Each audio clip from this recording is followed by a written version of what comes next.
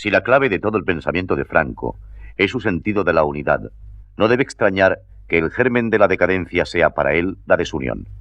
Así lo reconocía ante los instructores de Juventudes el 13 de junio de 1951, a la vez que evocaba a su modelo histórico preferido, Isabel de Castilla. Y ha tenido que venir la cruzada española para arrancar a España de su decadencia.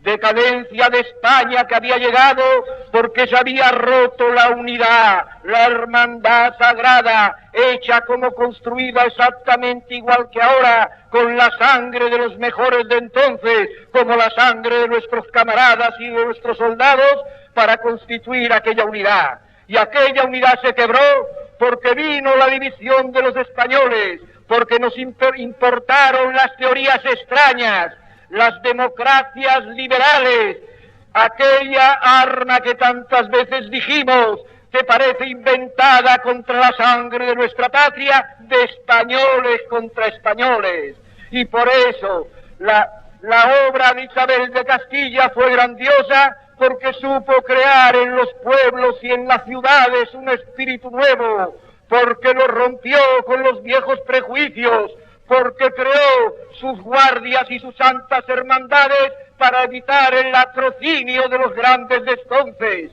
Pero todo aquello que hizo ella se derrumbó al soplo extranjero, al soplo de lo de fuera, a las maquinaciones criminales que, deseando repartirse nuestra capa, primero empezaron minando nuestro espíritu.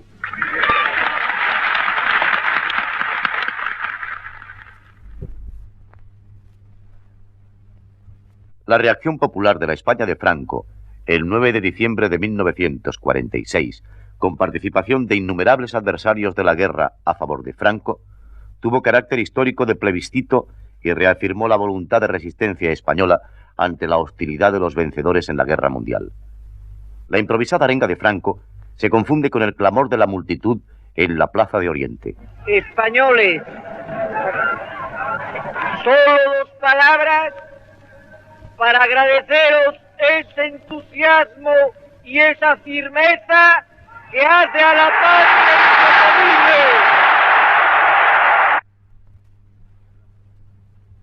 Guerra civil, guerra mundial, reconstrucción.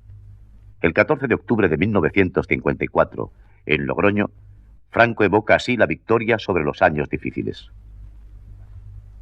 Lo mismo que en sus albores salieron los mozos de vuestras casas y fue Logroño una de las bases de partida de nuestra reconquista, así permanece pura el alma española a los 15 años de la victoria. 15 años de la victoria que podemos dividir en 3 etapas. 5 años de guerra universal, 5 años de posguerra y 5 años de reconstrucción. Porque estas 3 etapas de la guerra universal, en que carecíamos de todo, una guerra universal sobre otra guerra propia, los 5 años de posguerra, en que el espíritu del mal pretendió cercar a nuestra patria, y estos otros 5 años en que, vencida por vuestra confianza y vuestra lealtad la malicia ajena, marchamos camino de las etapas gloriosas.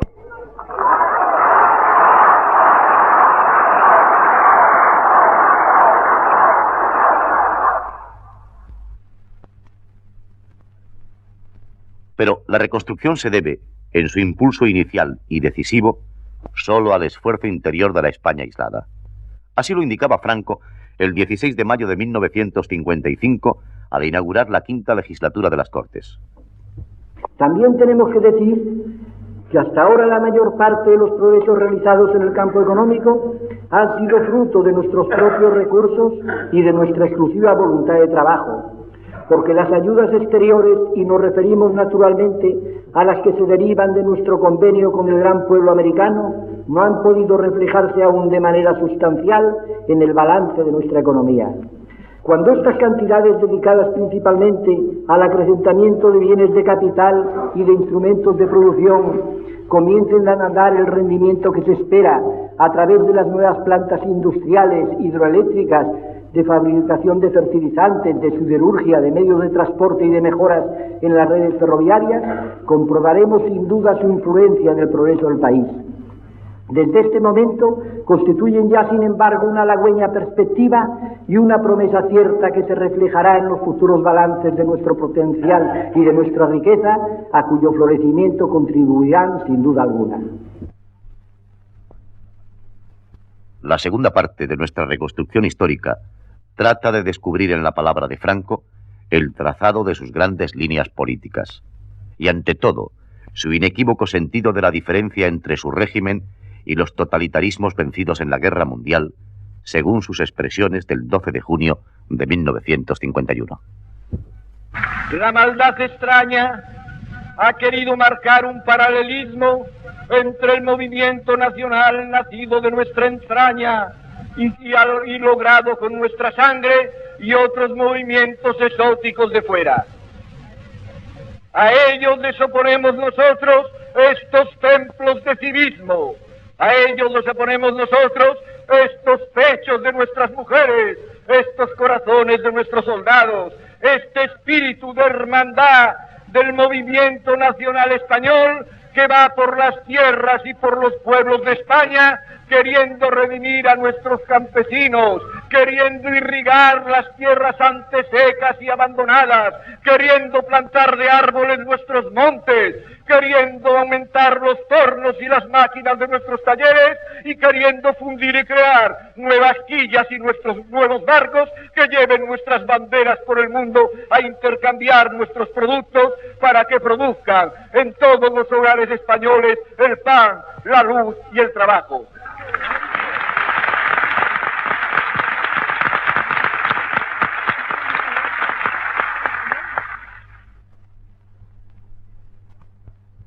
En su mensaje final de 1955, Franco define su régimen como una paz civil en constitución y sucesión abierta. Nuestro régimen, por otra parte, es de constitución abierta y no cerrada, y está dispuesto a todos los perfeccionamientos que las necesidades del país al correr de los años pudieran aconsejarle, sin que por ello padezcan las esencias y principios de un movimiento como el nacional, que costó tanta sangre y sacrificios en alumbrar y que durante 20 años ha demostrado probadamente su eficacia. La extensión y arraigo de esta política en toda la nación al correr de estos 20 años ha dado a España, con la cuestión y el entendimiento, la satisfacción moral de ver a través de una política realizado lo que estima conveniente y del mejor modo. La conformidad en unos y la posibilidad de acción normal en nosotros a través de sus organismos naturales son en sí mismos elementos de la paz civil y de la convivencia política asentada, flexible y eficaz. Una de las armas que contra nuestra estabilidad política se viene esgrimiendo por los enemigos de fuera, secundados por los pobres de espíritu de dentro, es la del mañana, cuando llegue el día en que pueda faltaros mi capitanía. Para cuando pudiera producirse esa crisis en la continuidad de mi dirección, nuestro pueblo debe tener el hábito de ejercitar nuevos recursos de vida política dignos de fe, por manera que el espíritu público imponga la tramitación y la solución de la crisis mediante esos mismos recursos y por el cumplimiento de las leyes. Esta es, o ha de ser sin género de duda, la máxima garantía de la continuidad política. En 1937 y en 1947, Franco había señalado a la monarquía como coronación de su obra histórica y engarce de esa obra con el futuro. A fines de 1969, esta era su idea de una monarquía posible. Hoy no se puede decir que las monarquías representen al sector conservador de los pueblos, pues si contemplamos las monarquías de las distintas naciones del norte europeo, tenemos que reconocer el progreso y la eficacia social que registran, a las que dio estabilidad y garantías de continuidad. Pero no tenemos que ir a buscar fuera ejemplos de que lo trascendente de las instituciones no es el nombre sino el contenido. La monarquía de los reyes católicos, que tantos años de gloria dio a la nación, es un ejemplo perenne de su popularidad y de la defensa constante de los derechos sociales de nuestro pueblo. El evidente fracaso histórico de la democracia liberal en España no impedía que Franco reconociese, después del fin de la Guerra Mundial, la idea fuerza de la democracia Esta es su cautelosa, pero imprescindible interpretación formulada ante el Pleno de las Cortes el 9 de julio de 1964. El hecho de que repudiemos con toda razón un sistema que acabó aniquilando nuestra vida política y que tantos males nos aportó, nos obliga a buscar la democracia por otros caminos más sinceros y en armonía con nuestras tradiciones, ya que la democracia tiene en nuestra patria un abolengo que se remonta en varios siglos a su implantación en Europa. Las Cortes de la Nación, la independencia de sus municipios con sus fueros y franquicias, se adelantaron en 4 siglos a las actuales instituciones democráticas. En los tiempos que vivimos, solo los pueblos que sepan organizar sus sistemas de gobierno en forma tal que hagan compatible la democracia con la eficacia y el progreso económico con las realizaciones sociales, tienen posibilidades de triunfo. Por eso, solo una democracia de nueva planta, más perfecta y adecuada a la hora en que vivimos, constituye solución para nuestros problemas. Los pueblos han adquirido conciencia de lo que quieren y ya no es posible suplantar su voluntad. Exigen otras estructuras políticas más eficaces y sinceras. Lo importante y trascendente es que sea real el que el pueblo participe en la elaboración de las leyes y que éstas, en cuanto sea posible, satisfagan sus anhelos y hagan triunfar el bien común sobre los intereses particulares inadmisibles en los cauces representativos. Es un hecho registrado a través de la historia y que no admite dudas el que la democracia admite diversidad de formas. Su fundamento consiste en que los ciudadanos dispongan de un sistema de participación en las tareas humanas, que puedan ser oídos en lo que atañe a los deberes y sacrificios que las leyes les impongan y que puedan influir en la ordenación legislativa de la vida social. Sobre los principios inmutables de la ley general ha de basarse toda democracia, aunque adopte las formas que respondan a las exigencias y a las tradiciones de cada pueblo. La democracia no ha sido uniforme a través de los tiempos, y sin evocar las tituladas democracias populares, verdaderas dictaduras del terrorismo comunista, tenemos de los pueblos de América, de constituciones más recientes, que han intentado buscar la continuidad y la estabilidad a través del Estado presidencialista, que en muchos casos ha venido a constituir una verdadera dictadura temporal con sus consiguientes abusos de poder. Hundidas en el fracaso global de nuestra historia contemporánea anterior, las instituciones políticas, España pudo continuar durante sus siglos agónicos gracias a la vitalidad indestructible de sus instituciones medulares, los ejércitos y la Iglesia. Para Franco, el ejército es a la vez su vida y la vida de España. Así se lo dijo a sus compañeros de armas el 28 de abril de 1956 en la Capitanía General de Sevilla. Mi general, señores generales, jefes oficiales,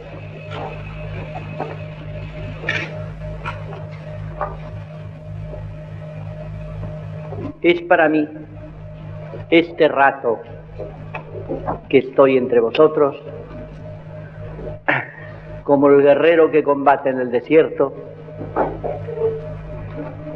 y vuelve a su oasis, a su normalidad. La mitad primera de mi vida discurrió en las filas del ejército español. Por vocación adscrito al servicio de las armas, continué con todo entusiasmo procurando dar los 18 quilates al servicio de la patria. Por necesidades de la nación, cayó sobre mí hace 20 años la responsabilidad de cambiar el signo de España. Evidentemente, correspondía a nuestra generación una tarea de esta naturaleza. Nuestra generación había salido al mundo tras el pesimismo del 98. Y nuestra generación no se conformó con aquel pesimismo y con aquella resignación.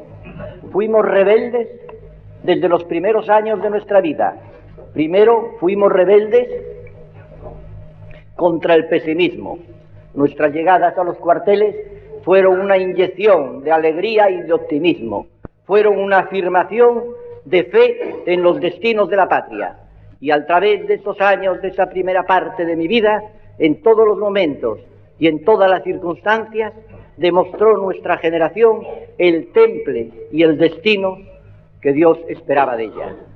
No podía faltar, por lo tanto, en los momentos de crisis de la nación, en aquellos momentos trágicos del año 1936, no podía faltar el espíritu a las generaciones del movimiento. Nos lanzamos a la pelea y nos lanzamos a la rebeldía, a una rebeldía santa por una patria en trance de perderse. Y logramos, con el esfuerzo aunado de todos, la confianza de la nación, que volcó sus hombres en nuestras filas y nos permitió arrancar la victoria a costa de lo más florido de nuestra juventud y de nuestros oficiales. Esta es una realidad que hemos vivido y que nos hace solidarios en el destino. Pero nosotros no podíamos alzarnos y salvar a España si habíamos de continuar dejándola y abandonándola en el camino que la nación llevaba. Nosotros nos echábamos la responsabilidad sobre nuestros hombros y teníamos que mirar a forjar una España nueva. No podíamos dejar perennes las causas que le habían lanzado a la decadencia.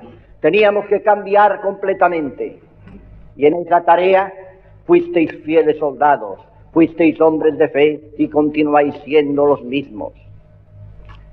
El ejército constituye la columna vertebral de la patria.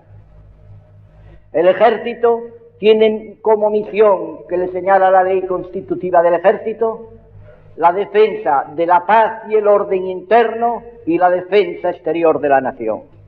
Es decir, no es una sola tarea, como se concibe o han querido concebir en otros ejércitos, son dos, porque si tenemos la obligación de defender la patria contra los peligros exteriores, ¿cómo vamos a dejar la anarquía de la patria, que la patria se destruya en su interior? Hoy no hay solo un frente de combate, hay varios frentes de combate, y un frente que es el más fructífero, que es el frente interior, destruir la moral y la disciplina de los pueblos, subvertir los pueblos para luego vencerlos. Por lo tanto, esta es una de las misiones sagradas que le corresponden a los ejércitos de una nación, y esa misión es la que nosotros venimos cumpliendo. Teníamos que hacer una patria mejor y estamos haciendo la patria mejor. Recordando esa primera etapa de mi vida militar, pasada una gran parte de ella en los campamentos, recuerdo la misión que al jefe corresponde. Misión que llenábamos en aquellos ratos de ocio, que más que ocio eran de cambios de impresiones. Allí el jefe transmitía a sus inferiores sus inquietudes, los iniciaba en las preocupaciones del futuro, en lo que había de hacer mañana o lo que había de hacer pasado, porque esta es la salsa de la vida castrense, la inquietud por los destinos de la patria. Aquello que decían nuestras ordenanzas, que hablar pocas veces de la profesión militar vale muy poco para el servicio de la patria, aquello lo practicábamos nosotros en esta forma. Por eso, en estos momentos que hablo con vosotros, quiero transmitiros también estas mismas inquietudes.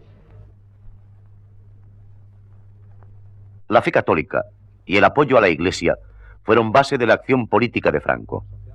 Estas palabras en el mensaje final de 1955 son a la vez un acto de fe. Los pueblos creyentes no podemos pensar ni obrar como los carentes de fe. Han de presidir sus actos los principios de la fe que profesan. Los que de ella carecen están destinados a sucumbir al materialismo grosero que mina la sociedad moderna. Si nosotros constituimos un pueblo católico, nuestra política ha de discurrir bajo los principios de la fe de Cristo, ya que si confesamos una religión y creemos en la existencia de un Dios verdadero, no podemos menos de subordinarnos a los dictados de la ley divina. Mas ante el soplo de aquellos vientos que de fuera nos vienen, es necesario grabemos en el ánimo de los españoles que no somos iguales las naciones ni los pueblos, que los que tenemos la suerte de conservar el tesoro de nuestra fe, no podemos obrar como los que apartados o ignorantes de ella discurren por caminos equivocados. Lo que aquellos en su inconsciencia tienen por lícito tolerable no puede coincidir la mayoría de las veces con lo que el rigor de nuestra conciencia nos reclama. El destino colectivo de los pueblos está más íntimamente subordinado de lo que ellos mismos creen a la benevolencia divina, ya que no sólo el poder de Dios actúa al final de nuestra vida juzgándonos con arreglo a nuestros hechos, sino que la mayoría de las glorias o de las tribulaciones que en la historia de las naciones se registran son derramadas por la mano del Todopoderoso. Por eso no es indiferente para el progreso y el porvenir de los pueblos el cómo discurra su vida espiritual y colectiva. Y ante los vicios de las modernas urbes, con su apostasía de la fe y su caída en la corrupción y los vicios más abyectos, tiene que sobrecogerse nuestro ánimo y recordar la suerte que le ocupó en la historia a otros pueblos envilecidos y pensar en los efectos apocalípticos de las armas nucleares. Que nuestra política, sirviendo al interés común de los españoles, ha servido a los de la Iglesia Católica en nuestra nación es evidente. Hubo un tiempo en que la política de los partidos, con sus luchas y banderías, atacando a la Iglesia en sus derechos, la acorraló entre aquellos grupos que no le eran hostiles, pero la apartó con sus pancañas y propagandas laicas de las clases trabajadoras, a las que se la presentaron como afecta a sus enemigos y opuesta a sus aspiraciones, cuando precisamente con su gran espíritu de elevación social, su caridad y su justicia, había estado siempre al correr de 19 siglos con los humildes frente al abuso de los poderosos. Hoy saben las masas españolas que la ley de Dios no solo no les priva de sus lícitas aspiraciones, sino que a través de su espíritu de justicia insobornable y de la caridad que profesa y practica, les abre y garantiza el camino para el logro de la justicia y de la seguridad sociales.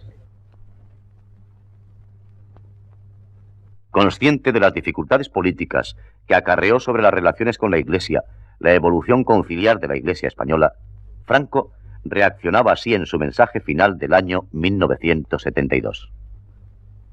Nuestro gobierno, acorde con los sentimientos católicos de la casi totalidad de los españoles, ha mantenido invariablemente a lo largo de más de 7 lustros su actitud de respeto y cooperación hacia la Iglesia, brindándole gustosamente facilidades y ayudas de todo orden para el cumplimiento de su sagrada misión.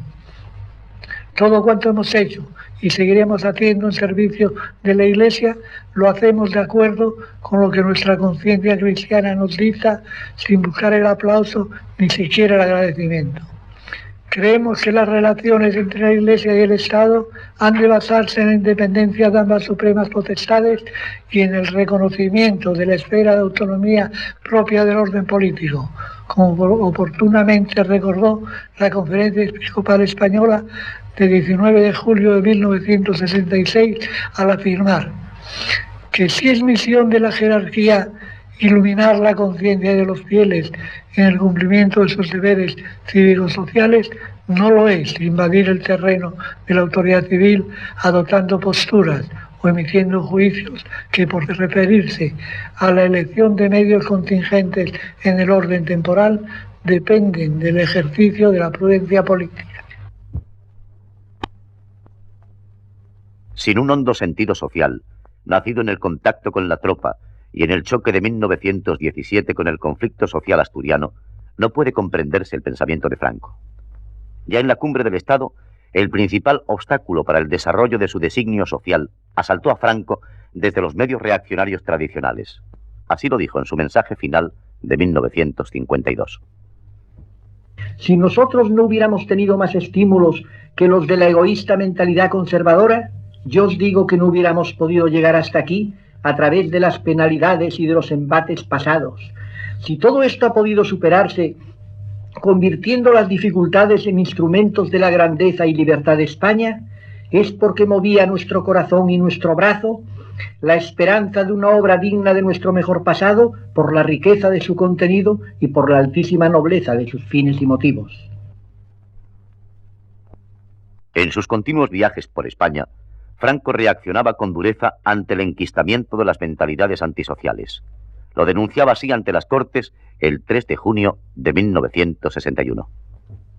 En la redacción de mi obra de gobierno en mis visitas e inspecciones a través de la geografía española, me vengo tropezando con demasiada frecuencia, pese a lo mucho conseguido, con la ausencia en muchos casos de una verdadera conciencia social.